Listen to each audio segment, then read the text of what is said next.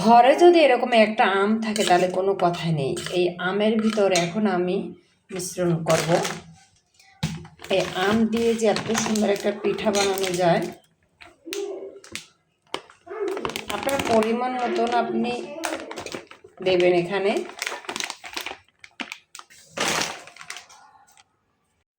এই দেখেন, আম দিয়ে আমি চামচের সাহায্যে ভালোভাবে গুলে নিয়েছি।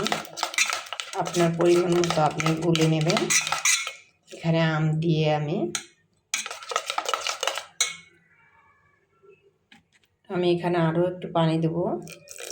চিনি দিয়েছি, লবণ দিয়েছি। দেখেন আমার গোলাটা গোলানো হয়ে গেছে। আমটা আমি ব্লেন্ডার করে নিয়েছিলাম।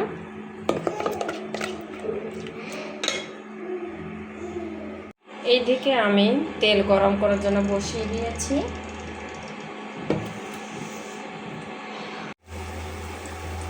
আমি দেখেন অল্প অল্প করে ভাজতেছিলাম।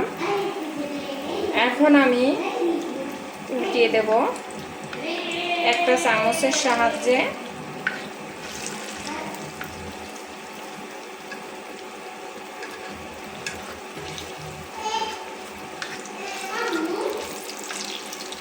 এখানে আমি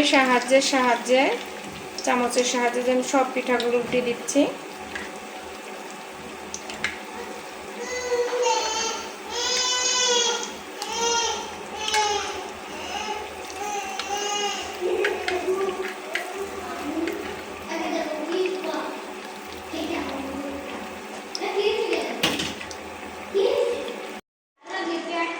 এখানে আমার পিঠাটা আমি কড়া ভাজা দিলাম। এরপর আমি আস্তে আস্তে করে সব উঠাই ফেলতেছি। আমি চুলাটা অফ করে দিলাম। এই যে আমার পিঠাগুলো উঠায় এখানে রাখতেছি। কেমন হয়েছে আমার পিঠা অবশ্যই সবাই কমেন্টে জানাবেন। এত সুন্দর একটা পিঠা আপনারাও বাসায় টেস্ট করবেন, একবার হলেও ট্রাই করবেন, দেখবেন যে কত সুন্দর।